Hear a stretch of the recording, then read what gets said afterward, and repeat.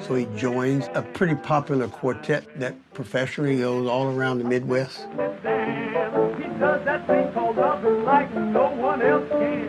He's got such a pleasing line. But by this time, he met U.B. Blake.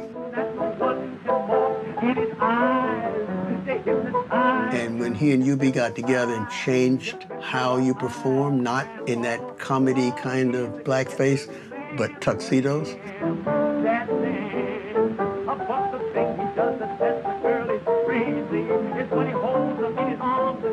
Then he's drawn like a magnet to Harlem. Harlem in the 1910s was really the cultural capital of the country. Many of the great entertainers, many of the great writers, stars of music at the time were all moving to Harlem.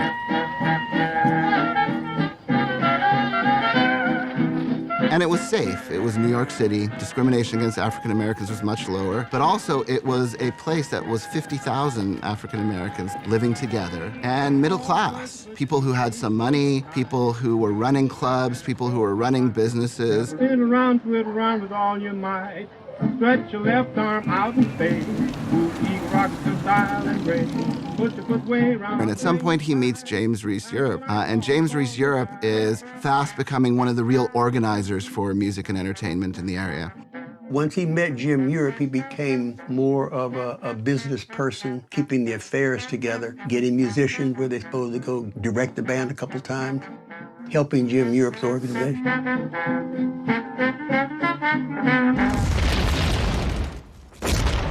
When the war broke out in Europe in 1914, the United States was very much a country in transition.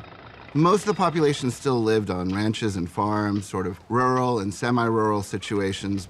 It was also a society that had been going through industrialization. More and more, it was becoming a country of big cities and people moving from the ranches to the big cities. It was also a very racially segregated society still.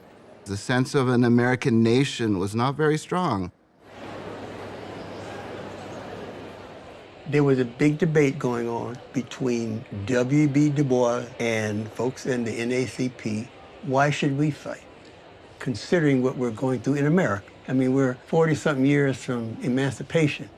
W.B. was saying, we need to go. This is a chance to show the world that we are Americans despite all of this. Finally, they got a National Guard unit in Harlem after all kind of fighting to get a unit there. And Jim goes down and signs up to be a machine gunner. Then he goes back to the office and announces to my dad, I just went and signed up. You need to join too, because we need to put this band together, because it's what's after the war I'm looking at. There was a growing Puerto Rican community in New York by the second half of the 1800s. However, it was during the World War I era that the Puerto Rican musicians increased their contact with the African American counterparts who were assigned to similar locations of the war effort. The fact that Puerto Ricans were made citizens of the United States with the congressional passage of the 1917 Jones Act led to the registering of thousands of young men for the military. The draft was both perplexing and perhaps traumatizing. Eventually, their military assignments were often determined by skin color, and in some cases, brothers were separated along color lines. The draft, military service, and the wars, however, provided the islanders with the opportunities to travel and to be exposed to different cultures. The contact with the African American soldiers would prove to be extremely rewarding both culturally and monetarily. James Reese Europe convinced Noble Lee Cecil to join the National Guard. And he did so because he saw the National Guard as a place where manhood could be developed. And he wanted young black men to be able to go to a place for developing themselves physically, musically, professionally. They see it as an opportunity. In fact, they immediately start going around trying to recruit others to join the band. Jim Europe took it one step further. We're going to take our music over there. And he says, we need to go to Puerto Rico because there's some fantastic musicians down there. And Jim went down there with my dad and recruited about 17 or 18 Puerto Ricans who came to New York and joined the army to go to the war, to play. So Noble Lee Cecil and a number of other entertainers are members of the National Guard, and the war breaks out, and the United States joins in 1917. This is just a band, but they need like 5,000 or 6,000 to make up this regiment. Once they got the full complement of people, they went to South Carolina to train weapons and everything. When you take a patrol out in no man's land, ain't it grand? Out in no man's land, ain't it grand?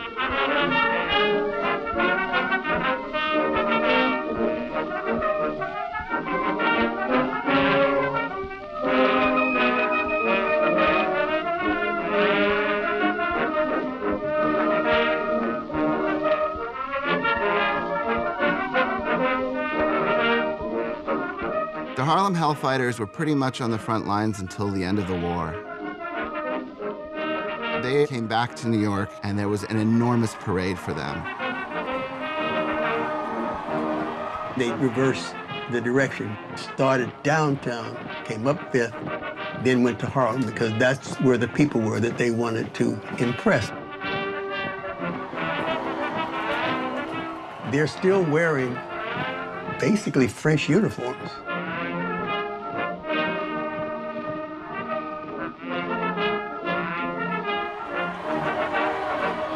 When they got back, all of their notoriety got to New York before they did. Jim Europe says we have to follow up on this. So when everybody was out of the Army, they kept uniforms and they went on tour as the 369th Hellfighters, coming to a city near you.